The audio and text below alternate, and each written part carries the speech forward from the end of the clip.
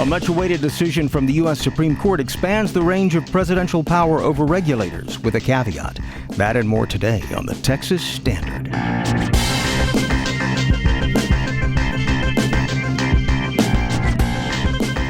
Texas Standard is a production of KUT Austin, KERA North Texas, Houston Public Media, and Texas Public Radio in San Antonio. I'm David Brown. Bernie Sanders keynotes as Texas Democrats convene in Corpus Christi to prepare for the midterms, the signals they're sending in the run-up to November. Also, the State Board of Education making national headlines with a vote to add Bible passages to the public school curriculum, what this means for classroom instruction, and the likelihood of a legal battle. A red letter day looming for folks with student loans, changes coming July 1st, what borrowers need to know, and renewed attention turning to the man some claim to be the father of Texas art. All that and a whole lot more today on the Texas Standard.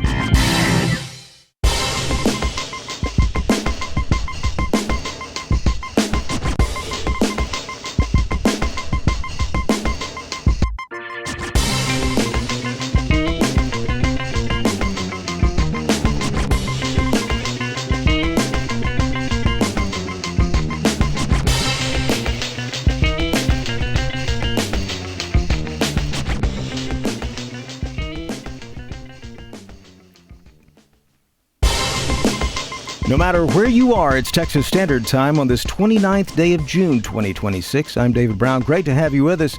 Some of the top stories making news across the Lone Star State. The State Board of Education approving a new curriculum for public schools in Texas, a move that's drawing national attention for its inclusion of Bible verses. It's a move expected to draw a legal challenge. Also, Texas Democrats smelling opportunity like they haven't since they pinned their hopes on Beto O'Rourke back in 2018.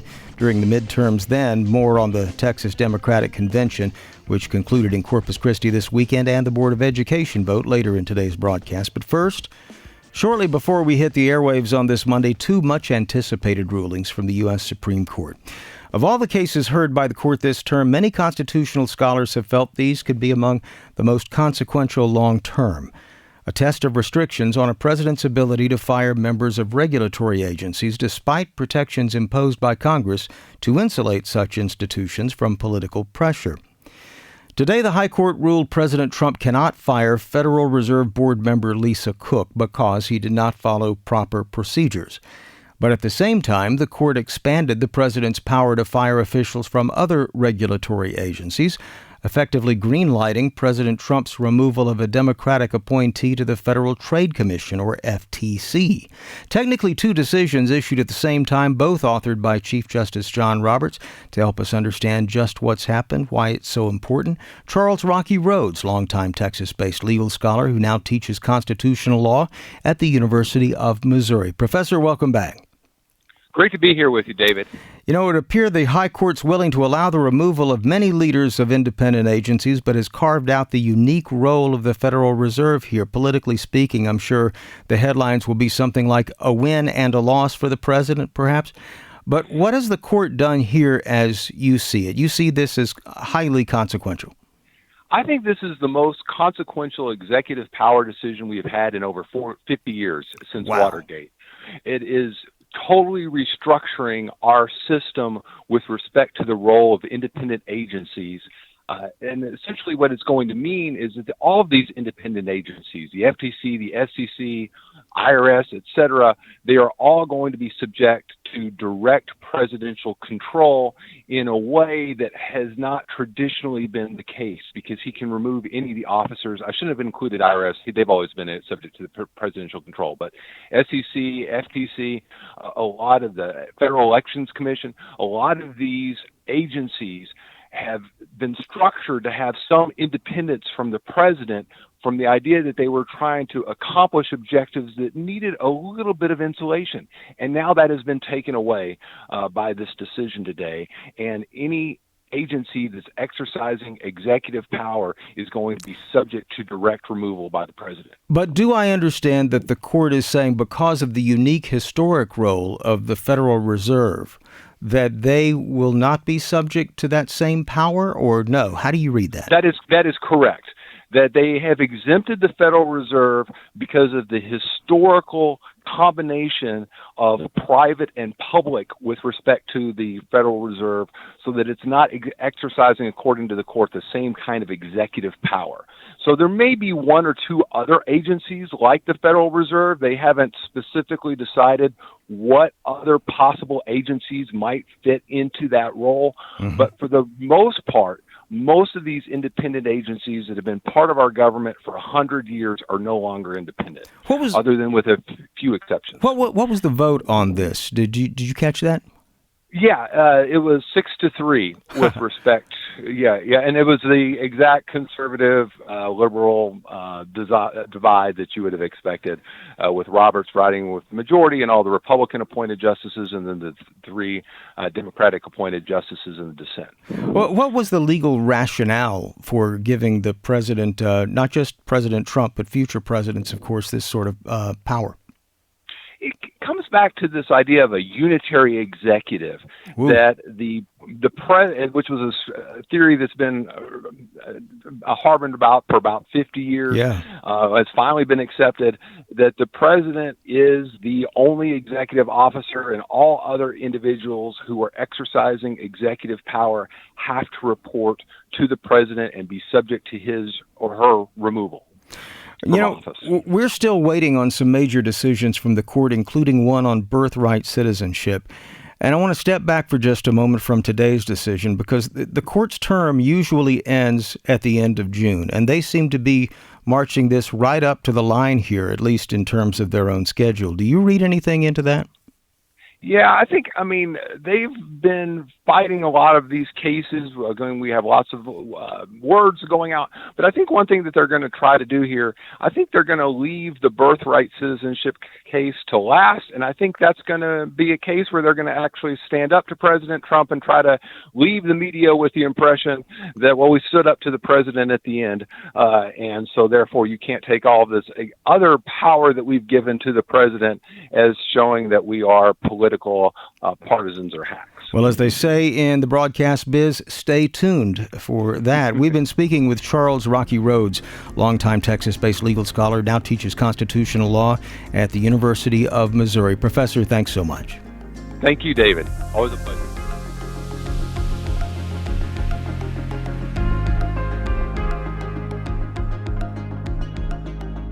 With the 2026 midterm still months away, Democrats gathered in Corpus Christi this weekend looking to convince Texans that they have a message that can break a 3-decade statewide losing streak.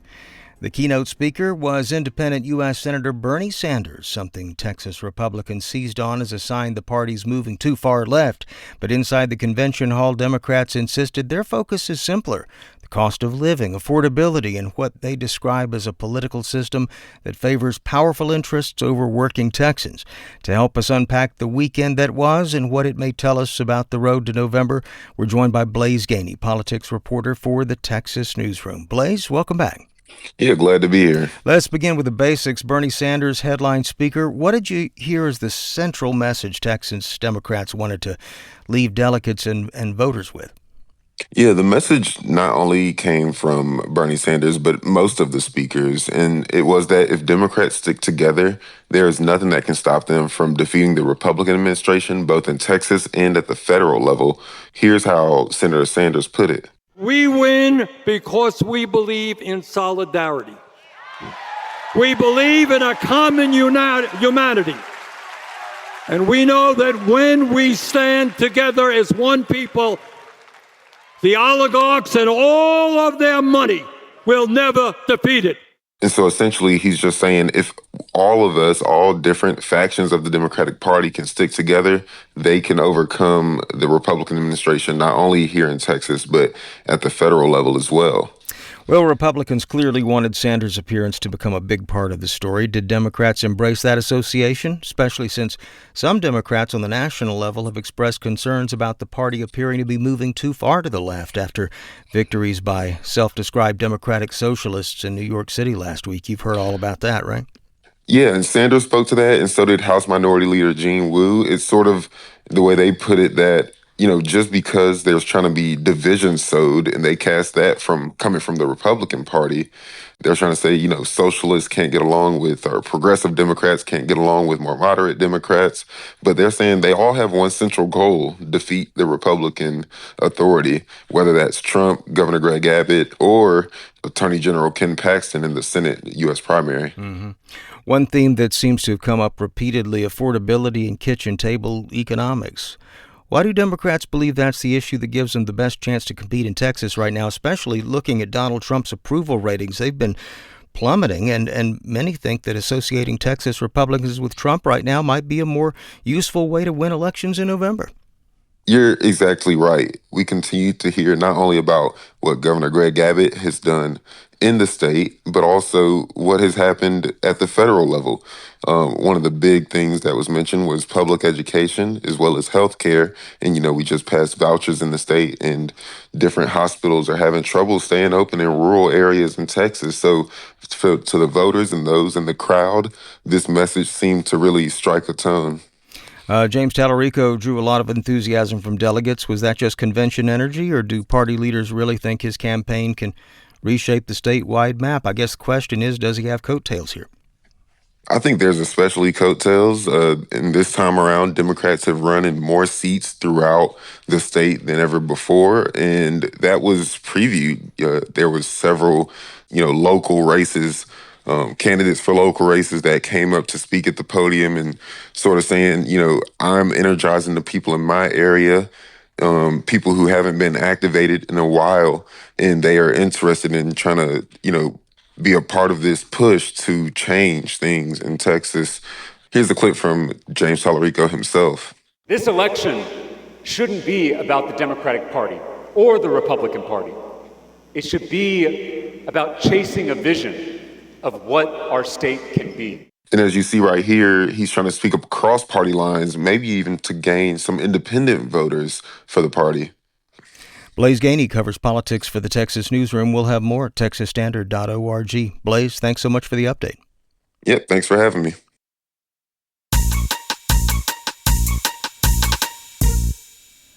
Digital producer and reporter Raul Alonso in for audience and engagement editor Wells Dunbar. Hello there, Raul. What's the talk of Texas looking like on this Monday? Hey, David. Well, it's going to be all about the big anniversary this week for the country. As listeners likely well know, this coming Saturday is the 4th of July, and a particularly notable one at that. This Happy birthday, America. Definitely. Yeah. 250 years is going to be the marking of this year's Independence Day. And in lieu of such a notable anniversary, our Talk of Texas topic this week is all about getting a sense of how listeners are feeling about where the country is at this point in time. Mm-hmm. So folks who are listening, head on over to texasstandard.org/talk and leave us a voice message answering this question. As we approach the 250th anniversary of this nation's founding, what does the U.S. mean to you in 2026? And you can think about this in many different ways, politically, maybe even culturally. Are you optimistic, pessimistic, or somewhere in between? Whatever your thoughts, we want to hear them. Again, that's texasstandard.org/talk to leave us a voice message. We'll be collecting them all week, and I'll be back at the end of the show to share a few that we've received so far, David. That's digital producer and reporter Raul Alonso back in about 30 minutes or so. Coming up, the week in Texas music history. Hey, have you noticed what's happened to gasoline prices in recent weeks? Here's a question: does oil hold as much of a place in geopolitics as it used to? Also later in the broadcast, a closer look at the State Board of Education's big decision infusing the Bible in public school curriculum. Support for Texas Standard comes from HEB and the My HEB app, which is available for download, and shopping fresh departments like seafood, produce, bakery, and deli, and scheduling curbside pickup or home delivery. More at HEB.com. At this time in our broadcast, we heard our segment This Week in Texas Music History. Alas, we can't play it here on our podcast because of issues with music streaming rights, but you can listen to it in this episode's post at texasstandard.org, or check out a version of it on Texas Standard's YouTube page or in our Instagram feed. Let's get something out of the way first. Gasoline prices right now in Texas, the average for a gallon of regular is $3.30. And that's considerably less than the national average of $3.86 a gallon. But a month ago, that was $4.40 a gallon. For most listeners, I suppose that's what matters most, how much you're paying at the pump. After the U.S. and Iran exchanged military strikes over the weekend, the New York Times reports oil prices were on the rise this morning. But, for Texas writ large and its substantial oil industry, I have a sense something might have changed that hasn't been getting a lot of attention. Hear me out here. For decades, oil was the world's strategic commodity. Wars, recessions, inflation, everything seemed to flow through the price of crude. But after the start of the Iran conflict, prices spiked, then largely came back down. So have oil markets become more resilient, or are we underestimating the next shock? Should we be rethinking where oil fits in the geopolitical equation? Joining us now, Matt Smith, lead oil analyst at Kepler, who joins us every other Monday here on The Standard. Matt, welcome back. Thanks, David. I know the conflict isn't over, but there was the initial bombing campaign followed by Iran's closure of the Strait of Hormuz. More recently, that memo of understanding, a ceasefire of sorts, then this skirmish over the weekend. It's hard not to notice something, though, if you step back and look at the broader picture. Every time there's been a pickup in military activity, prices would spike and then drop back down. What's going on? Well, you know what, David? Even just over this weekend, right, on Friday after the equity markets and the markets closed, you had the US started bombing. And then before the markets opened last night, you then had news that that Iran and the US were going to meet. And so the president, throughout this conflict, has been laser focused on the price of oil. He's got his phone in his hand and he's able to tweet and move prices 10 to 15% lower. And so there has been this almost this hesitancy to participate in the market, because even if you do think prices are going to go higher, a tweet or a comment from the White House could change things. And so there has been this detachment, it seems, almost between what has been happening in reality versus the message that has been tried to be conveyed. It's interesting because I was going to ask, what role did, say, spare capacity for OPEC or maybe U.S. production or inventories play? But what I'm hearing from you is perhaps social media or the perceptions generated by social media have sort of upended the apple cart in a sense. Yeah, very much so. And a lot of this conflict has actually taken place on social media. We've talked about Trump, but also from the Iranian side as well. They've refuted things or put out their own messages there, expressing their intent. And so there has been that aspect. But in terms of the markets just generally, you talk about OPEC spare capacity. That didn't help because OPEC's production for a large part in the Middle East there has been shut down. The US piece, yes, US production, not US production increases, but US exports, we have seen them rise considerably. But what that has meant both in the US and elsewhere is we've seen inventories drawn down.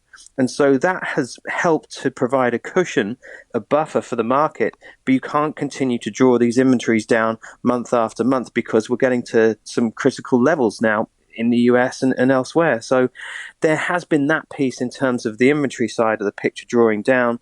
But yet here we are in the low 70s. And it's kind of wild from a logical perspective. That just doesn't make a huge amount of sense. Yeah, low 70s. You're talking about the benchmark West Texas Intermediate crude prices, right? Yeah, exactly. And even that's priced at Cushing, Oklahoma, the pipeline crossroads of the world, they call it. Cushing inventories are at tank bottoms here because they've been drawn down because there has been the pull of that crude to the US Gulf Coast to be exported not only to Europe, but mostly to Asia to backfill the loss of Middle Eastern crude. So there is that. But it sounds, I'm not complaining by any means because this is great for the consumer, right? To have prices back below $4 a gallon. For sure. But then the president is looking at that because he's got the midterm elections coming up. I know you've been warning that the worst is yet to come, but so far we haven't seen a genuine supply crisis, at least not in the U.S. What are you watching for next, man? Just simply the traffic going through the Strait of Hormuz. We have seen a pickup there. It stutters, from day to day. And so that's going to be key there to see if we see those flows returning closer to normal rather than popping and then easing back and popping based on the rhetoric between the two nations. And so we really need to see a return to normalcy there for the oil market to return to normal in general. Matt Smith knows a lot more than most of us when it comes to oil and geopolitics. He's lead oil analyst at Kepler and a go-to every other week here on the Texas Standard. Well, Matt, as always, thanks so much. Keep us posted, and hope you have a wonderful week. Thanks. You too, David.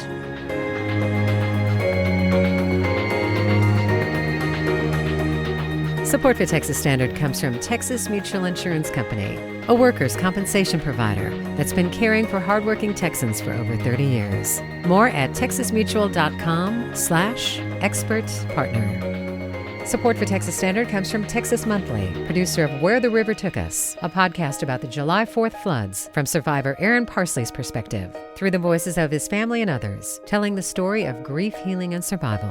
Available on all podcast platforms.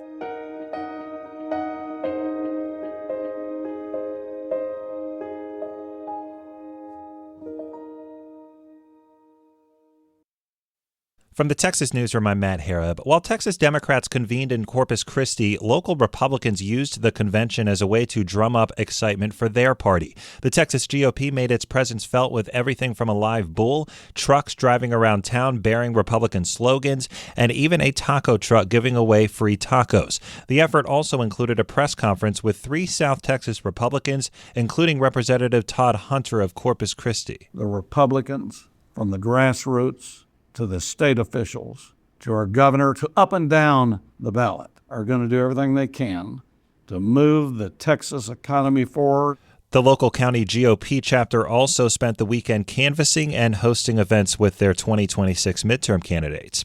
The Texas Supreme Court ruled a women's lawsuit over her gender transition can move forward. Our Toluwani Osibemuwo reports the ruling comes as a victory for conservatives who have backed the suit in opposition to minors receiving transgender care. Soren Aldaco's therapist wrote a letter recommending the woman get her breast removed to help her gender transition. That surgery resulted in severe complications, and Aldaco later stopped transitioning. Aldaco now says the letter misrepresented her feelings about gender and led to the botched surgery.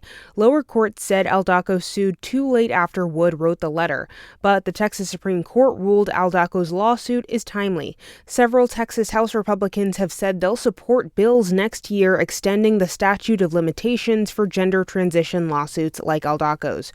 I'm Toluwani Osibemuwo in Dallas. At least 27 cases of New World screwworm have been confirmed in the U.S. All but 1 are located in Texas. The U.S. Department of Agriculture has declared 6 of those cases as inactive. The latest detections were confirmed in cattle in Crockett and Jim Hogg counties. Meanwhile, a production facility to produce sterile New World screwworm flies was inaugurated in Mexico Saturday. Texas Public Radio's Jerry Clayton reports. The plant is expected to eventually produce up to 100 million sterile flies per week. U.S. Agriculture Secretary Brooke Rollins and Mexican President Claudia Sheinbaum attended the ceremony. The facility, a joint venture between the two countries, is projected to cost over $50 million. It's part of the rush to suppress the outbreak of screwworms that has moved into the U.S., threatening the cattle industry. The first case was reported in Mexico in 2024. Officials discovered the outbreak had moved into Texas on June 3rd. The new plant is expected to double the amount of sterile flies that will be deployed along the U.S.-Mexico border. I'm Jerry Clayton in San Antonio. And I'm Matt Harrop in the Texas Newsroom. Support for these Texas headlines comes from Texas Casa. For a child in foster care, small moments today can have a big impact tomorrow. More on how lending time and support can make a difference at becomeacasa.org. 33 minutes past the hour, Texas Standard Time. I'm David Brown. If you are one of millions of Americans with student loan debt, listen up. There are big changes coming July 1st you need to know about. From the end of old repayment plans to the addition of new ones, as well as new borrowing limits, there are a lot borrowers can do before these changes take effect. Betsy Mayotte is president and founder of the Institute of Student Loan Advisors, who joins us now to share a few of those tips. Betsy, welcome back to the Texas Standard. Great to be back. So one of the biggest changes concerns repayment plans, chiefly the Biden-era SAVE plan that millions of borrowers were enrolled in. That plan has been eliminated in the new administration. Where's that left borrowers now? So the borrowers that were on the SAVE plan, there's about 7 million of them, have been in SAVE limbo, or sometimes we call it the SAVE malaise. They've been haven't been due for payments for about 2 years, and that's what's ending. So on or after July 1st, and they're going to stagger them. Not everybody's going to get the notice at the same time. Borrowers are going to get a notice giving them a 90-day window to switch plans to a plan that's active. And if they don't switch by their particular deadline, the Department of Ed is probably going to put them in what we call a standard or level repayment plan. Well, let's talk about the new repayment plans being offered by the Trump administration. Say more about those. So for anybody that borrows any loan or consolidates on or after July 1st, 2026, instead of having a whole basket of plans available to them, they'll actually only have two. Mm-hmm. They'll have a tiered standard plan. In that case, their payment would be the same every month, and the term will depend on how much they owe. The more they owe, the longer the term. Or they'll have a new income-driven plan called the RAP, the Repayment Assistance Plan. And under that plan, they take a certain percentage of your adjusted gross income, divide that by 12, and that's your monthly payment. There's a little more to it than that, but that's the basics.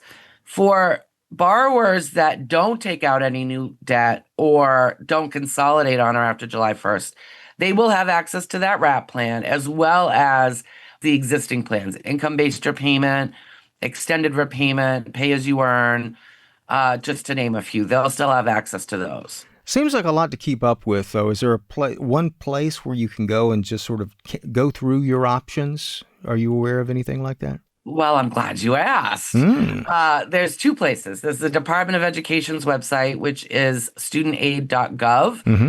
And then, shameless plug, there's our website, which is freestudentloanadvice.org. All right. Now, we've been talking about folks with student loan debt already. What about students just starting out? I understand there's some new lending limits that are taking hold. Under H.R. 1, the budget bill that passed last summer, mm-hmm. Congress got rid of a program called Graduate Plus. They could borrow up to the cost of attendance for people in graduate programs or people in professional programs like medical school and law school and that kind of thing. All right. And so it was limited for people that were in graduate programs to $20,500 a year, no more than $100,000. Mm-hmm. And for people in so-called professional programs, $50,000 a year, no more than $200,000. But a judge is putting an injunction on how they're defining what a professional program is. And because of that, I think at least temporarily, who can get that $50,000 versus the $20,000 a year is going to be expanded. But we're still waiting to see how that's going to shake out. What about changes concerning Pell Grant? What does that come out to? Well, the Pell Grant program, they did expand it slightly, and they actually expanded who is eligible for it. Traditionally, Pell Grants are for people that are in more what we would consider traditional college, but they expanded it to allow students that were in more what they're calling workforce-generated programs to be able to receive them. Now, one thing that they didn't address in the budget bill last summer was the Pell shortfall. And my understanding is that Congress is looking to address that. They recognize there's a shortfall. In other words, the Pell program could run out of money. But I've never seen Congress actually let that happen, and I think they're working on that now. Anything else borrowers should know before July 1st? I think one of the biggest myths out there right now is, especially for people on SAVE or just people who are in active repayment, that there's some sort of July 1st deadline to change plans or to get on a particular plan, and that's just not the case. Watch the communications and make sure you know when your deadline is to switch. We're going to have a link to a whole lot more, including those websites that Betsy mentioned over at texasstandard.org, our very own website. Betsy Mayotte is president and founder of the Institute for Student Loan Advisors. We've been talking about changes to student loans that are forthcoming. Betsy, thanks so much for joining us. My pleasure. Support for Texas Standard comes from Half Price Books, a Texas-bred new and used bookstore, proudly supporting public media and sustainability by keeping books, music, and other media in circulation. Store locations and more information at hpb.com. Support for Texas Standard comes from Round Rock ISD Virtual Academy, offering virtual and hybrid classes for self-motivated high schoolers throughout Texas, with more than 50 courses, including advanced placement and dual credit. roundrockisd.org/virtual academy.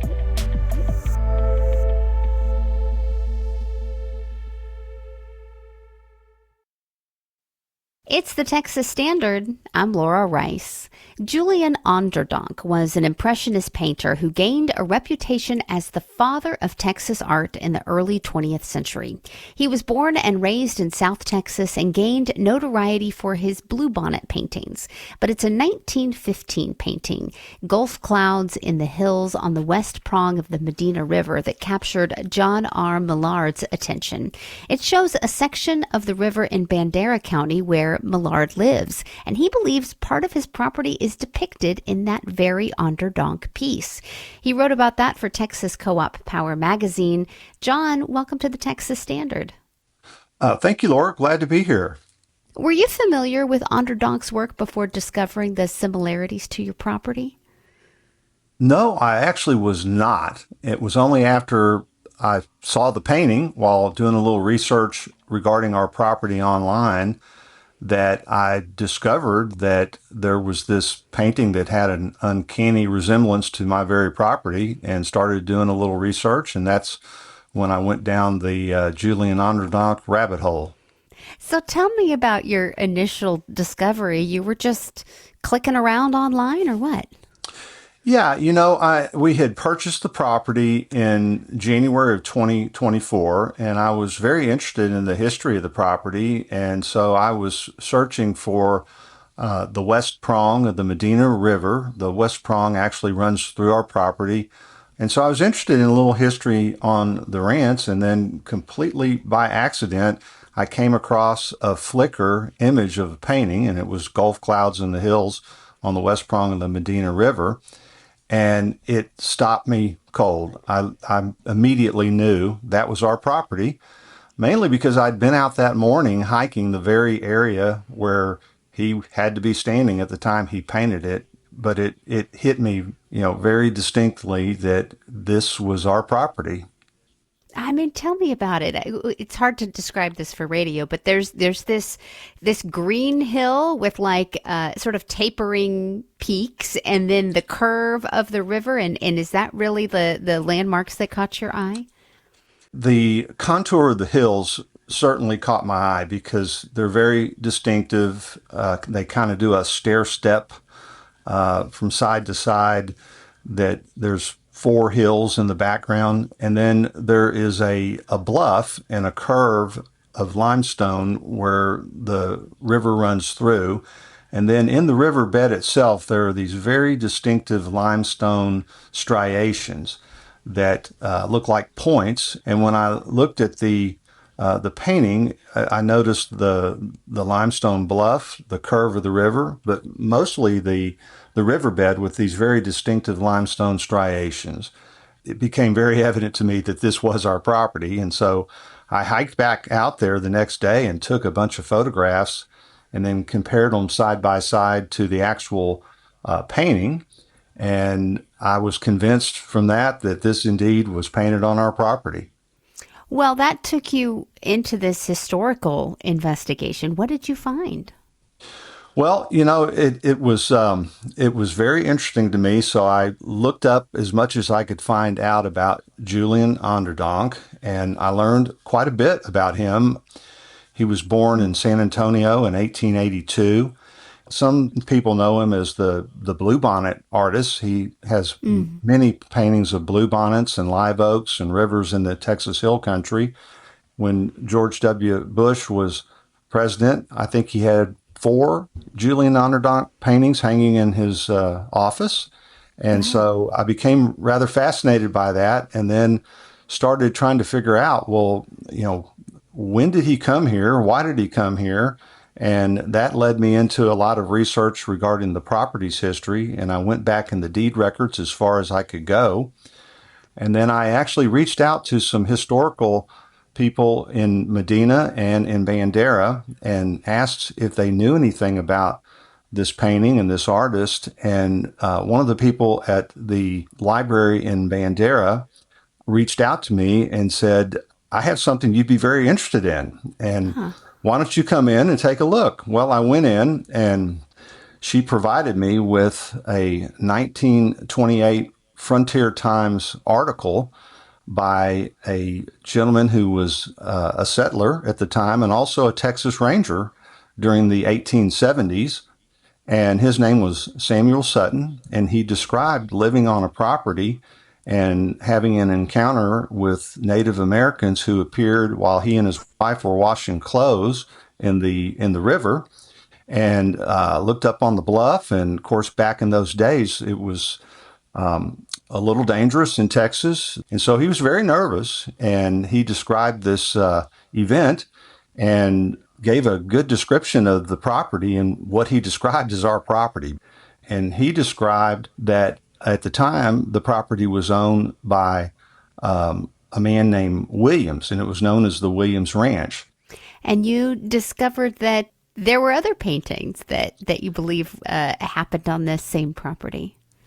Yes, I think there are at least 3, and some of the titles are very revealing. For example, 2 that talk about the Williams Ranch. And so for my research into the history of the property, at the time that Mr. Sutton was here and had his encounter with the Indians on the bluff, it was owned by the Williams family. So my theory, I don't have any proof to fully establish this, but my theory is that Onderdonk was traveling around as he often did, and he was painting and set up his easel in this area and painted these 4 paintings. And unfortunately, I've not been able to identify the location of the other paintings, but I'll tell you this, it looks very similar to this area just in general.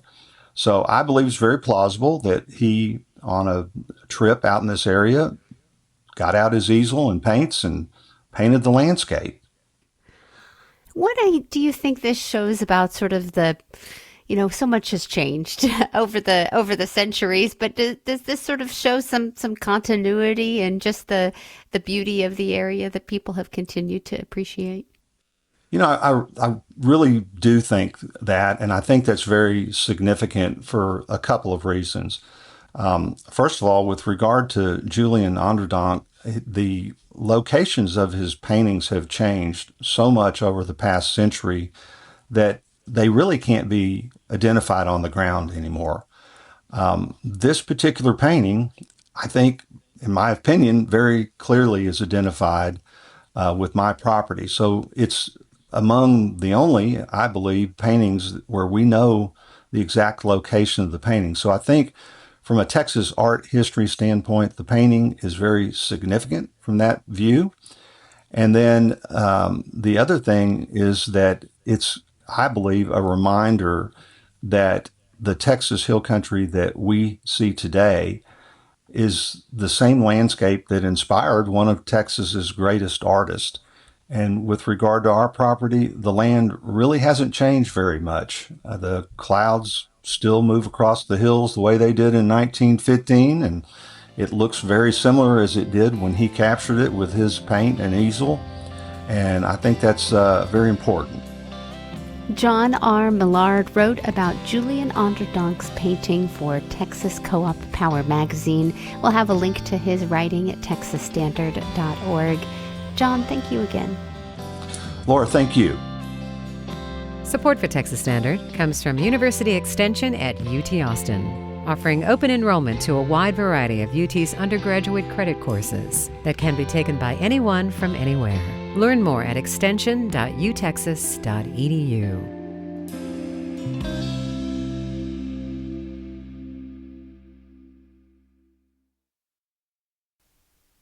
It's the Texas Standard. I'm David Brown. What should students be required to read in school?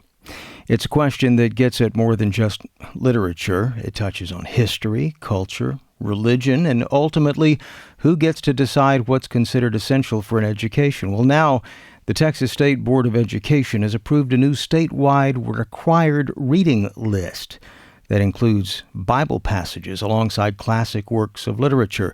Supporters say the Bible is indispensable to understanding Western literature and American history. Critics worry about religious neutrality and about how much discretion teachers are losing in their own classrooms. To help us understand what the board has actually approved and what this means in practice, Isaac Yu joins us. He covers education for the Houston Chronicle. Isaac, welcome back. Thanks for having me.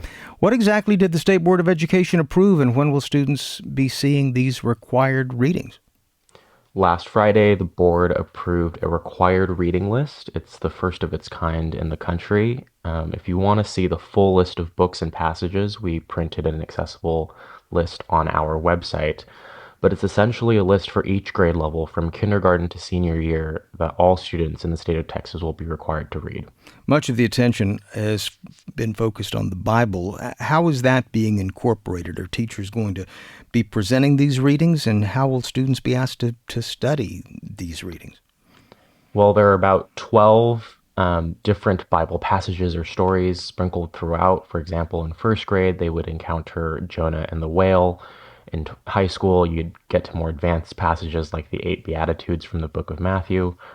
There aren't a lot of details yet about exactly how teachers are going to present it. That wasn't included in the plans passed by the state board, but we could see that guidance come out from the Texas Education Agency in the future. Are we likely to see a legal battle over this? Are you hearing anything on that front? You know, these standards, the book list doesn't take effect until 2030, and that's only for elementary school kids. It's possible we see some legal movement before then. Some groups that are, ardent supporters of the principles of separations between church and state have forecasts saying they think this is unconstitutional, which, is a signal that something could be coming, but nothing concrete yet. We should note that this was not a unanimous vote. What were the main arguments supporters made, and what about those objecting to the inclusion of these passages?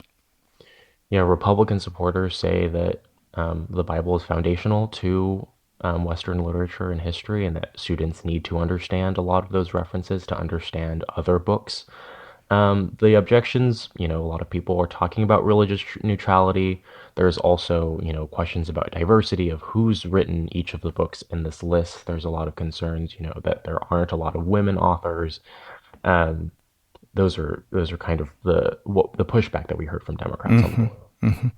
How much flexibility will educators still have? Is that unclear? I mean, you were mentioning that the TEA, the Texas Education Agency, might be offering some guidance at some point. Yeah, I mean, teachers will still have the ability to select other books not on the list, although they are required to sort of post those ahead of time and let parents know.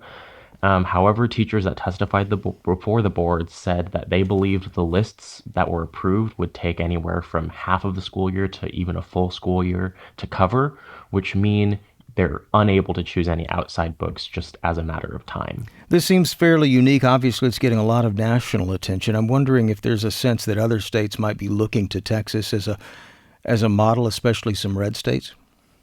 It's possible other red states are looking at Texas. I will say this is extremely unique. Texas is still the only state now to have any sort of required reading, Bible or otherwise, on a statewide level. A couple of other states have waded into this. Oklahoma had a plan where some Bible passages were included. It got struck down in court. Utah also had some required reading, but those had opt-out provisions for parents, which this was not. This came during the same board meeting that considered changes to the social studies standards. Is there a broader philosophy emerging about how Texas wants history, literature, civic education to be taught in public schools? I guess one of the things that I'm wondering about is why now? Why is this coming up in 2026? I think, Republicans who have been in power in Texas for a long time are seeing their plans come to fruition in terms of adding more Judeo-Christian content into schools. I would also say the broader philosophy includes creating the sort of common canon for all students. Right now, different kids, a kid in Abilene versus a kid in Beaumont are going to have very different school experiences. This is part of, an effort to make that experience across all of Texas's 1,200 school districts much more similar. Isaac Yu covers education for the Houston Chronicle. We'll link to his excellent reporting over at texasstandard.org. Isaac, thanks so much for the update. Thank you. And you are listening to the Texas Standard.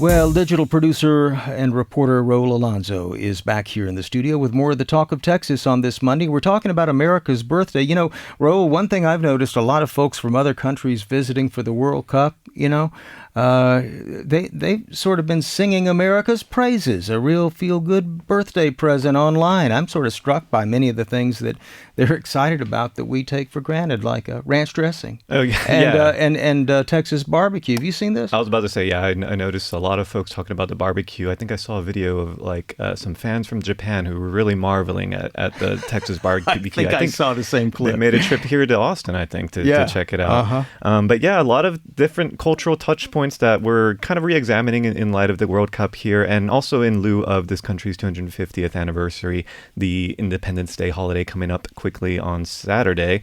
And so that's why this week in the Talk of Texas, we are asking folks about their thoughts of this, the state of the country, I guess, in 2026, in lieu of as we approach the 250th anniversary of the nation's founding. And, it's a question that's already drawn a mix of opinions. Over on our Facebook page, Martha Dunkelberg writes, I just feel profoundly sad. I remember the joy and wholesomeness of the bicentennial celebrations. I was young and naive and didn't know the flaws in our country at the time. But also on our Facebook page, Jolyn Clifton Suxland has a rosy view.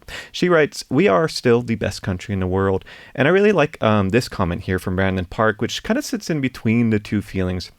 Brandon writes, to me, it exemplifies the ideas that it's still a story in writing, despite the ugly turns and reckonings that have emerged in the past 15 years. I'm not optimistic for what the U.S. stands for, but I do have hope for what it can be. So, a myriad of ideas about what about how folks are feeling on the eve of this 250th anniversary. And we do want to hear from more folks. If folks want to go to texasstandard.org/talk, they'll find an orange record button there where they can leave us a voice message. And these are going to be responses that we'll be collecting all week, playing some on the air on Friday. And it's all about this question that we have for the Talk of Texas this week. As we approach the 250th anniversary of the nation's founding, what does the U.S. mean to you in 2026? Again, head on over to texasstandard.org/talk to record your response, and we'll be playing some of those on Friday. We would love to hear from you. I remember the bicentennial was just right after Watergate, and there was a lot of tension there, but in the end, it was quite the celebration. So I'll look forward to hearing from our listeners and what they are feeling about the 250th. It's one of the big stories of our time, data centers spreading rapidly across Texas, but so too is a certain backlash.